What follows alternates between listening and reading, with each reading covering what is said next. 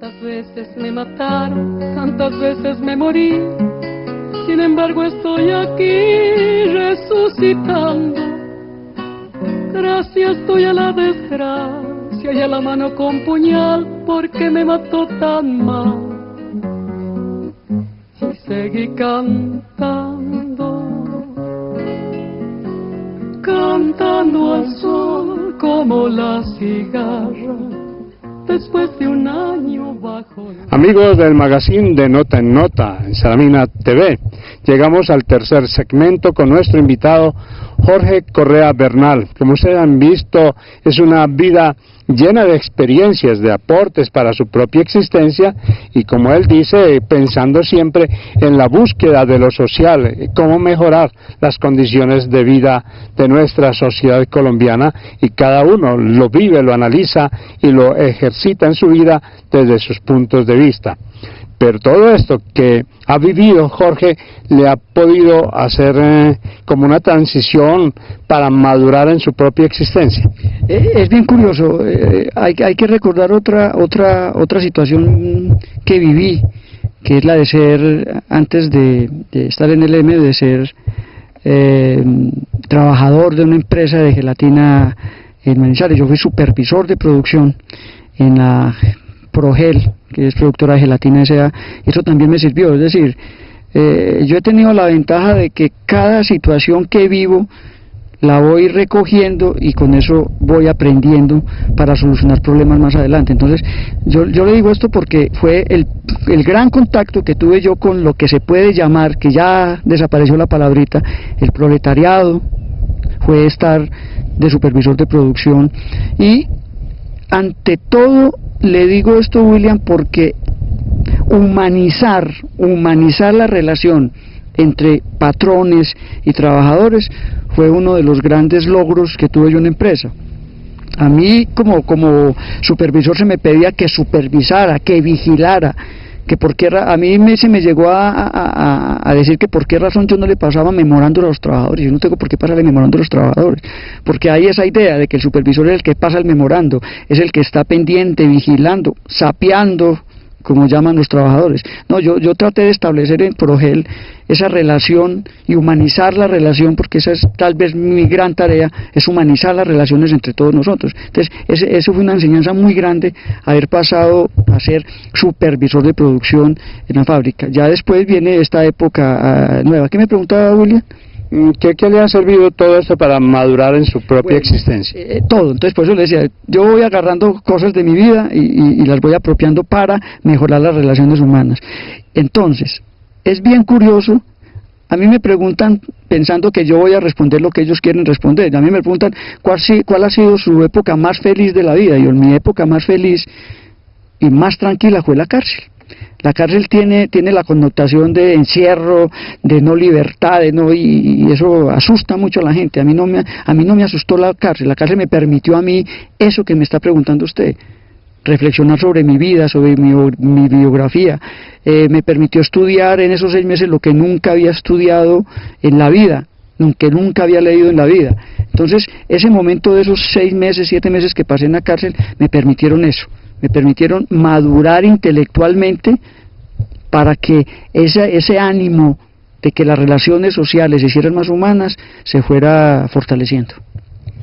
Sobresaliente en kinder, muy buen estudiante en primaria y en secundaria. Hizo un curso acelerado en sociología en el M19. Cayó a un encierro no voluntario para poder reflexionar mucho más sobre lo que es su propia existencia. Pero ¿allí quedó todo o vinieron más estudios? Volvemos a lo del M, a la diferencia que me preguntaba usted a mí de lo que significaba el M y los demás grupos revolucionarios. Cuando yo me amnistío y cuando yo salgo de la cárcel, yo ya estaba casi que listo para irme para el monte. Entonces yo mandé a preguntarle a la Dirección Nacional del M19 qué hago. Y Álvaro Fallas me mandó una nota diciéndome, por favor, Jorge, estudie, que lo que necesitamos en este país es gente preparada para hacer la revolución. Entonces eso a mí, esas son unas cosas bonitas que me parecen a mí y positivas del M-19. Yo pensé que lo pertinente hubiera sido, no, véngase para el monte y vamos a dar plomo y vamos a dar no sé qué. Sí, no, estudie, que es lo que necesitamos. Entonces, solicitud, antes de eso, yo había solicitado asilo político en México. Un viernes me fui para donde el famoso Jiménez Gómez, que era el procurador. Le dije, procurador, necesito irme del país. Yo tuve, después de que salí de la cárcel, yo tuve 2 atentados. Uno que me hicieron en Manizales y otro en Bogotá. Entonces dije, yo no estoy pues asustado del todo no estoy, pero sería muy bueno irme para otro lado, a estar más tranquilo y a repensar todo esto. Entonces eso fue un viernes, que fui yo a la Procuraduría a pedir el asilo, que me dieran pasajes para México, para yo salir, que qué hacía. Él me dijo, la Procuraduría no tiene un programa de esos, pero yo de mi propio bolsillo le voy a regalar para que se vaya para México. Pero entre viernes y el lunes me convencieron unos compañeros de que hiciéramos trabajos productivos en Bogotá. Me convencieron, el lunes fui y le dije, procurador, no, me voy a quedar en Colombia, me voy a quedar en el país y voy a solicitarle a la Caja Agraria los préstamos, todo eso. Y entonces fui, monté compré un carrito, monté una panadería, monté una cafetería ahí en Bogotá, en el Olaya, y con eso me sostuve, pero ya eso también me enseñó que yo no tengo corazón de capitalista. Yo no soy capaz con los negocios, no fui capaz con los negocios, no soy capaz con eso. Entonces también fracasó por eso, pero aprendí. ¿Y el consejo de Álvaro Fallat de que estudiara, en qué quedó? Entonces, en eso quedó. Nos fuimos para la Universidad Nacional, como amnistiados teníamos unas bondades que la universidad nos permitía. Yo de todas maneras presenté el examen común y corriente, pasé a Sociología y afortunadamente me fue muy bien. El promedio fue 4.2, porque me estaba acordando usted de que era buen estudiante, sin ser muy maravilloso estudiante, pero un promedio de 4.2 en una carrera como Sociología siempre es altico. Siempre es. ¿Para qué le sirve la sociología al hombre? A ver, lo primero, para reafirmar cosas. La sociología tiene que servir para reafirmar cosas o para negar cosas. Sí, la sociología lo que me permitió a mí es tener una mirada desde lo intelectual hacia una realidad social. Yo ya tenía la práctica social, había hecho la práctica social con el M, con todos los grupos revolucionarios a los que pertenecía, los partidos a los que pertenecí. Esa era la práctica que llamaba usted ahora el trabajo sociológico en la práctica. La universidad lo que le permite a uno simplemente es una visión más intelectualizada de las cosas, marcos teóricos mucho más sofisticados y a partir de esos marcos teóricos y de esa intelectualización de la vida de uno escoge por qué camino echar, porque allá le dan a usted todas las teorías sociológicas que existen. Entonces está Parson, está Merton, está Weber, está Marx, porque Marx también se estudia como teoría sociológica, y a partir de esos marcos teóricos usted coge un marco para poder mirar la realidad.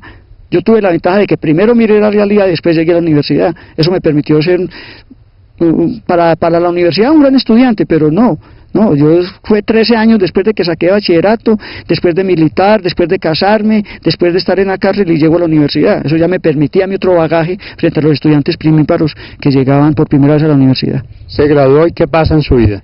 Antes de graduarme, yo termino materias en el 90, pero conocí a un gran personaje que seguramente es muy conocido para ustedes en Colombia, que es Alfredo Molano. Con Alfredo Molano estuve haciendo un trabajo en la Serranía de la Macarena, un trabajo para la universidad. La Serranía de la Macarena se la dieron en un momento determinado a la Universidad Nacional. La Universidad Nacional tenía que hacer todo el estudio geográfico, social, antropológico, paleontológico de la Serranía de la Macarena. Entonces, uno de esos grupos era Alfredo Molano. Alfredo Molano fue y buscó estudiantes, y uno de esos estudiantes de sociología que él escogió fue a Jorge Correa. Me escogió a mí, Paisita, me decía, Paisita, nos vamos para Sierra, me va a acompañar y va a ser mi asesor en esto del trabajo. 1990, entonces entre el 90 y el 92... yo trabajé con Alfredo Molano y trabajé en muchas regiones de lo que antes eran los antiguos territorios nacionales. Eso me permitió en el 92 hacer mi tesis de grado. Yo volví a la Macarena ya como a hacer mi tesis de grado, que lo llamé conversaciones. Yo recogí unas 120 conversaciones con la gente y con esas 120 conversaciones armé un paquete de 6 capítulos con respecto a lo que sería mi tesis de grado. Pasa a la Universidad Católica de Manizales. Allí trabaja con esta universidad, pero también trabaja con niños, ¿no? Bueno, entonces, En 1990 termino materias, 1992 me gradúo, en 1992 vivo en Bogotá. Yo siempre he dicho que Bogotá es una ciudad para adolescentes, para muchachos. Bogotá no es una ciudad ni para niños ni para ancianos. Los niños sufren mucho cuando tienen que trasladarse a los colegios. Entonces vivimos una situación con el hijo mayor mío en esa época, muy pequeñito, en donde se levantaba a las 5 de la mañana para llegar a las 8 de la mañana al colegio. Eso era muy traumático para él. Entonces, Aurisabel, la mamá de mis hijos, pensamos, ¿por qué no nos vamos para Manizales? A ver si la vida es más tranquila, porque uno busca como que esta tranquilidad, esto que estamos viendo aquí, toda esta tranquilidad, para que el niño se forme de mejor manera, aunque en el colegio que estaba en Bogotá era en la Candelaria, en la Calera es muy aparte, muy lejano de Bogotá, del centro pues de lo que es la urbe de Bogotá, y era campestre, pero esa levantada, todo eso era muy traumático para el niño, pensábamos en esa época. Entonces nos venimos para Manizales, pensando tal vez muy utópicamente, que Manizales me iba a garantizar a mí, porque era sociólogo. Es decir, eso es otra cosa que hay que reconsiderar. Cuando uno es doctor y sociólogo, uno cree pues que tiene el mundo en las manos, pero mentiras. Uno tiene que vivir la vida y lucharla, sea doctor, no sea doctor, sea sociólogo, no sea sociólogo. Entonces pensé que me podía tener, y me encontré con el gran inconveniente de la politización, de la politiquería de Manizales, de Caldas, en donde si yo no pertenecía a ningún grupo político de Caldas, no me daban trabajo. A mi esposa y a Isabel, pues la mamá de mis hijos, le pasó lo mismo. Le digo, no, nosotros no nos podemos someter a esto. ¿Cómo así que no miran el perfil como profesional, sino que miran a qué partido político pertenezco para dar mi trabajo? No. Entonces no aceptamos eso. Y afortunadamente, esas cosas lindas de la vida, me reencontré con un gran amigo que siempre ha tenido como proyecto de su vida tener un instituto educativo. Yo, Jorge, yo tengo un instituto de niños muy curioso, con normales y lo que llaman, digamos, anormales, que no son anormales, sino son niños diferentes, con Down, con niños con problemas físicos, con niños con otras discapacidades. Entonces me invitó a colaborar en el colegio y trabajé con él estos últimos 13 años de la vida en el colegio. Bueno, permítame un momentico, ahora que estamos hablando de niños, de colegios. Pero ahora yo lo conecto con la universidad. Entonces, listo, pero quiero hablar de lo siguiente para que se conecte, además por esto, porque yo descubro en usted un hombre con una especial pedagogía.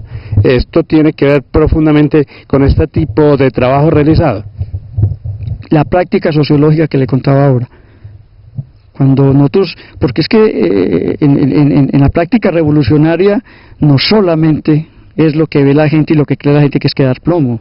Eso no, es ir a las comunidades, convencerlas, hablarles, decirles, mirar, hacer proyectos. Eso me permitió, lo otro, acuérdese usted de mi papá. Entonces, mi papá es el que me da a mí la facilidad del lenguaje, digamos, si es que lo tengo, o hablar, el gusto por el hablar, el gusto por estar conversando con la gente. Yo se lo aprendo a mi papá. Mi papá era un tipo muy hablador, muy bueno, con él se dialogaba muy bueno. Entonces tengo eso. Después el trabajo con Revolucionario y con el M.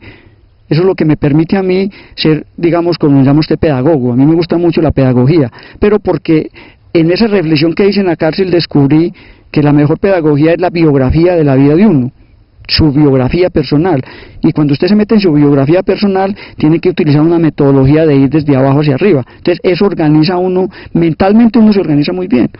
Todo esto que estamos haciendo en estos 3 programas que hemos hecho es eso, es mi biografía, y eso es lo que me permite a mí organizar mentalmente todo un discurso, y eso lo llevo a la práctica y es lo que usted llama pedagogía. Entonces se me ha facilitado mucho por toda esa experiencia. Y recuerde, William, que yo tengo 60 años, y 60 años pues siempre son un terrenito sobre esta vida. Sí. Muy bien, ¿y la conexión con la universidad? Bueno, entonces cuando decidimos venirnos de Bogotá para Manizales, ella es visitadora médica. Por fortuna el laboratorio con el que trabajaba la trasladó, no tuvo que renunciar, vino y trabajó con un laboratorio en Manizales. Entonces están buscando un maestro de sociología en la Universidad Católica. Me presento. A mí me entrevistó una señora que es muy conocida ahora, hace poquito renunció en la gobernación, de secretaria de, creo que de Agricultura, que es Beatriz Peralta. Beatriz una política ahí de Villa María y del lado del doctor Guido Echeverri. Entonces me entrevistó y pasé, y estuve dando sociología en publicidad en la Universidad Católica, con un agravante. La primer clase, los estudiantes de la Católica me dijeron, Jorge Correa, usted no dura aquí sino un semestre, y duré no más un semestre. Y el perfil que usted tiene, esa forma de ser suya, eso aquí no es de mucho agrado. No pega. No pega. Bueno, Jorge, vamos a dar un salto, ya al final de este segmento. Sus aficiones, en qué se distrae. Hablemos, por ejemplo, no hablemos de qué tal usted para la culinaria. Bueno. Porque es que los hombres tenemos muy mala fama. Le cuento, buenísimo, porque otra faceta de mi vida es que fui vegetariano, o soy vegetariano hace 27, 28 años. Y he tenido que hacer mi propia comida siempre. A mí, yo no sé por qué eso, William. Yo no sé por qué a mí me gusta hacer mis propias cosas, mi propia cosa. Yo quiero hacer mi comida, yo quiero planchar mi ropa, yo quiero hacer... Sí, yo no he tenido a mis compañeras de vida ni a las mujeres. Seguramente eso lo aprendí con el marxismo y con estos asuntos revolucionarios. La mujer no está hecha pues para estar al servicio del hombre de esa manera. Entonces yo soy muy bueno para la culinaria, me considero muy bueno, eso sí, desde el punto de vista vegetariano. Un platico que usted diga, me queda perfecto. Siempre me han ensalzado, entre comillas, las lentejas. La preparación que hago yo de las lentejas a la gente le ha gustado mucho. Le encuentran otro sabor distinto a la lenteja que yo hago, las lentejas que prueban en otras partes. ¿La música? Toda la música, pues ya sabe usted que lo social, pues la música social es la principal, pero toda clase de música. Yo aprendí las rancheras con mi papá, en la galería el tango porque cuando dormía donde mi abuela, en los bajos había lo que llamamos aquí en estos territorios cantina, entonces escuchaba el tango, es decir, toda la música, no en exceso, entonces no me quedo con una, no me caso con ninguna música. Y por supuesto, pues después de pasar por la Universidad Nacional en Bogotá y estar cada 8 días en los conciertos de la Filarmónica de Bogotá, pues la música clásica así es. Mejor dicho, William, es que una cosa es la música y otra cosa es el ruido. Música es una cosa y ruido es otra. Entonces, cantantes o canciones que a usted le dice, estas son las que más me agradan. Las de Silvio Rodríguez, toda la música de Silvio Rodríguez y de la trova cubana, digamos, con Silvio, aquí en Argentina con la difunta Mercedes Sosa. Pero yo me quedo con la música de Silvio Rodríguez. ¿Y alguna canción en especial? Es que son tantas de Silvio, pero hay una que me gusta mucho, que yo le cantaba a mi hija, de un día muy especial. Sí, así como que llama un día muy especial, porque me recuerda mucho, porque como me tuve que retirar de ellos, es una canción que me evoca mucho estar con mis hijos, jugando en la cama, tirándolos para arriba, tirándolos para abajo, molestando mucho, y hay una canción de Silvio que me dice perfectamente esa situación, entonces me gusta mucho. Si no creyera en la locura de la garganta del sinsonte, si no creyera que en el monte se esconde el trino y la pavura, si no creyera en la balanza, en la razón del equilibrio, si no creyera en el delirio, si no creyera en la esperanza, si no creyera en lo que agencio, si no creyera en mi camino, si no creyera en mi sonido, si no creyera en mi silencio, qué cosa fuera la masa sin cantera, un amasijo hecho de cuerdas y tendones, un revoltijo de carne con madera, un instrumento sin mejores resplandores que lucecitas montadas parecer. Qué cosa fuera, corazón, qué cosa fuera la masa sin cantera, un testaferro del traidor de los aplausos, un servidor de pasado en copa nueva, un eternizador de dioses del ocaso, júbilo hervido con trapo y lentejuela, qué cosa fuera corazón, qué cosa fuera la masa sin cantera, qué cosa fuera corazón, qué cosa fuera la masa sin cantera.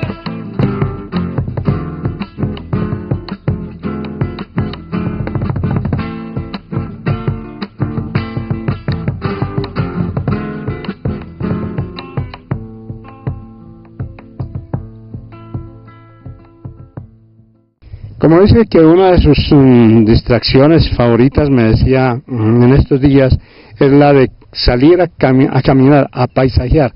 ¿Qué opina usted del paisaje cultural cafetero? Con el perdón que se merece todo esto, pero a mí se me hace que es más lo negativo visto desde la conceptualización que tiene Naciones Unidas para los paisajes culturales cafeteros.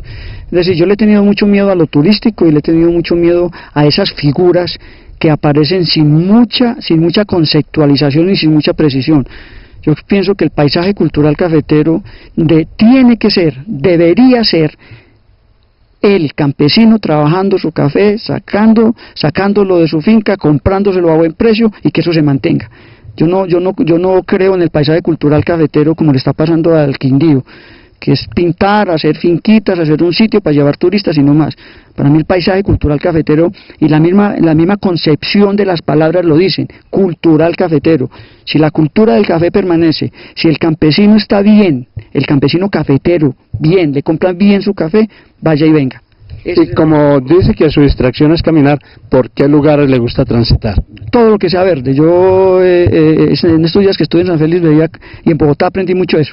Montserrat y Guadalupe le dan una sombra a Bogotá hermosísima y parece azul. Uno mira aquí y ve uno como azules, pero son 6, 7 clases de verdes pero ¿por qué lo hago para el interior? El paisaje me sirve a mí para interiorizarme, para pensar en mí mismo. Eso es lo que me da a mí la posibilidad de gustarme mucho el paisaje, porque es lo que me permite a mí adentrarme y poder sacar lo bueno o lo malo que tenga en mi interior. Pero eso es lo que me permite a mí la caminada y lo que me permite el paisaje, es pensar en mí y estar dentro de mí.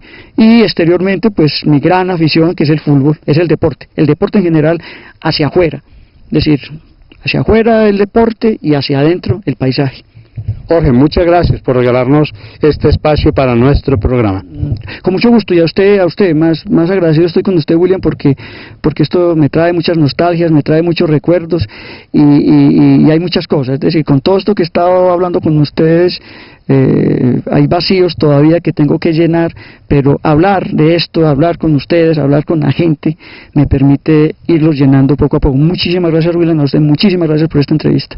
Este es Jorge Correa Bernal, el sociólogo, el hombre ameno, el hombre conversador, sereno, reflexivo, profundo, analítico, que ustedes pudieron a lo mejor conocer porque solamente muchos lo han visto transitar por estas calles de Salamina. Hoy, una nueva faceta de un hombre con una gran dimensión social y con una experiencia de vida que hoy nos deja muy ilustrados de lo que se llega a ser y de lo que pretende ser el ser humano. Hemos llegado al final de este tercer segmento de nuestro magazine de Nota en Nota. Quiero agradecer el servicio en la cámara de Óscar Ignacio López Salgado. Si Dios lo permite, William Nieto Velázquez estará con ustedes en una semana más.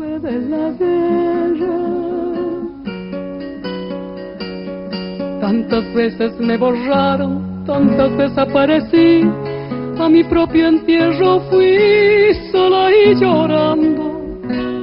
Hice un nudo en el pañuelo, pero me olvidé después que no era la única vez. Y seguí cantando, cantando al sol como la cigarra, después de un año bajo la tierra, igual que sobreviviente que vuelve de la guerra.